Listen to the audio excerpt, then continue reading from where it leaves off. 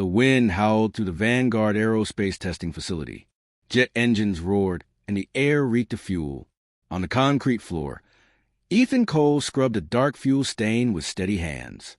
Above him, executives crossed a steel catwalk, their polished shoes echoing. Among them was Veronica Pierce, 32, the newly appointed CO, eyes sharp as she surveyed the hangar. No one looked at Ethan, the janitor, except her. For a second, their eyes met. She paused, as if sensing something. But then she turned away, resuming her conversation about propulsion budgets and deadlines.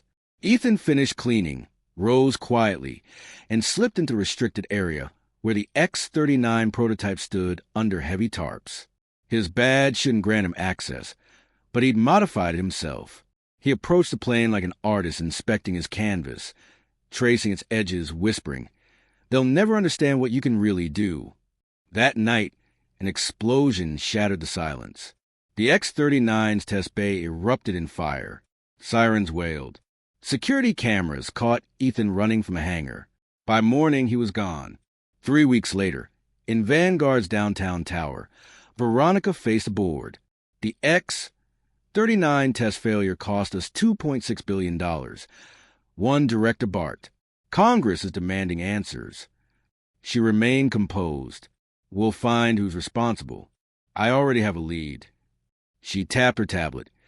Ethan Cole's file appeared, age 29. Former mechanical prodigy. Dismissed from MIT. Arrest record sealed. She turned to her assistant. Find him. Meanwhile, Ethan hid in an abandoned airstrip west of the Mojave. He'd been working in secret. The real X-39, his X-39, stripped of corporate interference. He soldered wires, sketched blueprints, murmuring equations only he understood. He believed the explosion was no accident. Someone had sabotaged his design to cover up military misuse. Veronica arrived at the Mojave facility 3 nights later. She walked through the dust and darkness, gun holstered, alone. Ethan Cole. Her voice cut through the wind. He stepped out from the shadows, covered in soot, eyes sharp with disbelief. You shouldn't be here. I came to hear your side, she said. There's no side when you're already branded guilty. Then prove them wrong. He hesitated, then unlocked a metal case. Inside were fragments of the real X-39's guidance module. They wanted a weapon. I designed flight, not war. Veronica studied him. You built this by yourself? Mostly. My father was an engineer at Vanguard before Pierce Systems bought it. He taught me everything, until your company fired him. Her expression hardened. That was before my time. But under your logo, lightning cracked across the desert. For a long moment, silence. Then she said, if what you're saying is true, we're both being used. Back in the city, the news flared. Fugitive engineer linked to military scandal. Congress demanded Veronica's testimony. She denied wrongdoing, but her calm began to fracture. Late nights at her office showed her poring through sealed archives, finding records her father had once warned her never to touch. Contracts signed by her predecessor linking Vanguard to covert weapons development. She realized Ethan might be right. Meanwhile, Ethan's hideout was discovered. Drones swept the desert. He dismantled his prototype and fled on a stolen ATV, carrying only the black box. The chase ended near a canyon. He crashed unconscious, the device intact. Veronica's car arrived minutes later. She lifted him, blood on her hands. You were right, she whispered. They're using us both. When he woke in a hospital under guard, she was there. They're calling it treason, she said quietly. But I've seen the files. They built missiles using your design. He laughed weakly. Now they'll bury the truth. Not if we burn it first, she said. They planned a leak, encrypted data from Vanguard servers and the military contracts tied to them. But before it could happen, Veronica was summoned by Chairman Thorne, Vanguard's founder. His office overlooked the entire city. You've been digging in places you shouldn't, Veronica, Thorne said calmly. You think you're saving the company. You're not. You signed those contracts. I signed survival. This country needed defense. You needed a career. You turn flight into a weapon. He leaned forward. And you think that boy, that janitor, will fix it? He's a liability. He's a genius. He's expendable. Her jaw clenched. Not to me? Thorne smiled coldly. Then you're finished here. Security escorted her out. Cameras caught her leaving the building, face expressionless. But inside, something hardened resolve.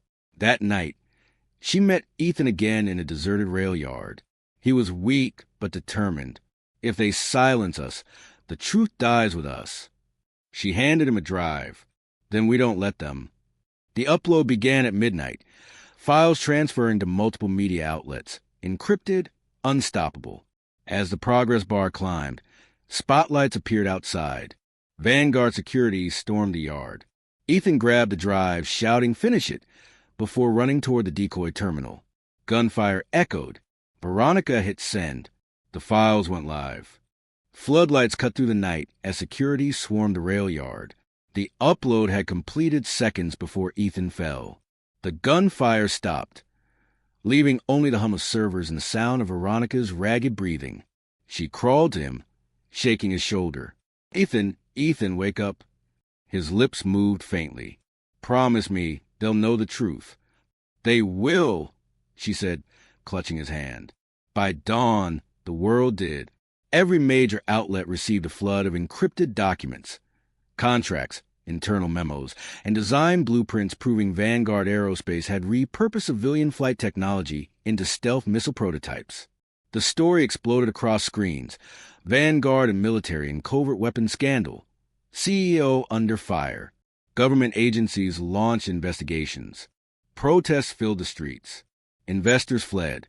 Vanguard stock collapsed overnight. And Veronica Pierce, once the face of corporate perfection, was dragged before Congress. Cameras flashed as she took her seat under oath.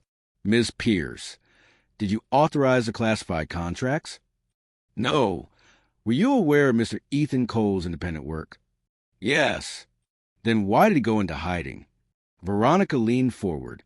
"Because your contracts turned his invention into a weapon. Because he tried to stop it." A ripple moved through the chamber. The chairman frowned. "You're suggesting government collusion?" "I'm not suggesting," she said coldly. "I'm proving it." Screens lit up with the leaked data. Every signature, every timestamp, every hidden directive. The room erupted in chaos. Outside the hearing, protests grew. Justice for Cole banners waved alongside, "End war profits." The press painted Veronica as both traitor and hero. In the hospital, Ethan lay between life and death. Shrapnel had punctured his lung. The nurses whispered about the whistleblower janitor. But to Veronica, he was more than that. She visited each night, sitting beside him as machines beeped softly.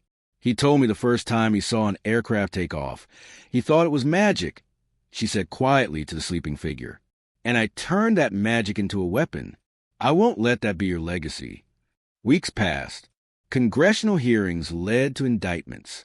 Chairman Thorne was arrested for falsifying safety data and violating federal export laws. Vanguard Aerospace was stripped of military contracts. The company's towers emptied, and its logo came down in silence. Veronica resigned publicly, her speech brief and unsentimental. "A company without conscience cannot fly," she said. "It only falls faster." She disappeared from the public eye soon after. Rumors said she left the city. Others whispered she visited the desert every month, to the site where the first X-39 once stood. Months later, under the hot Mojave sun, Ethan woke. Bandages covered half his chest, and the room around him was quiet except for the whir of a small fan. A nurse smiled. "You're lucky. Most people don't come back from that." He struggled to sit up. "Where is she?" "Gone," the nurse said softly. "But she left you something." A small package sat on the table beside his bed. Inside was a folded set of blueprints, his original design untouched, and a handwritten note. "They called it failure. You called it flight. Don't stop building. V." Outside, the desert wind carried faint echoes of engines, like ghosts of what could have been. Ethan stepped into the sunlight weeks later, breathing the dry air, feeling alive for the first time in months. He looked east where the horizon shimmered. He found a small hangar near the old airstrip, rusted doors, dust-covered tools, but enough space to begin again. On the workbench sat the salvage guidance module, still functional. He powered it up. The screen flickered to life, displaying the coordinates to Hangar 4, the original site of the explosion. For a long time, he just stared. Then, with a faint smile, he whispered, "One more flight." Months passed. Headlines moved on. But in the quiet corners of the desert, a new craft began to take shape. Sleeker, cleaner. Built not for war, but for wonder. He named it the Phoenix. The morning it finally lifted off, only one person stood at the edge of the runway, Veronica. She'd found him again silently, without headlines or cameras. He saw her as the plane ascended, sunlight glinting off its wings. She raised her hand, not in farewell, but in respect. He nodded once, the aircraft slicing upward into a perfect blue sky. Veronica watched until it became a distant speck, then turned away. For the first time in years, she felt the weight lift. The truth had destroyed them, but it had also freed them. Somewhere above the clouds, the Phoenix soared higher. For Ethan, it wasn't just flight, it was redemption. And for Veronica Pierce, the woman who once ruled Vanguard Aerospace, it was proof that sometimes falling apart was the only way to rise.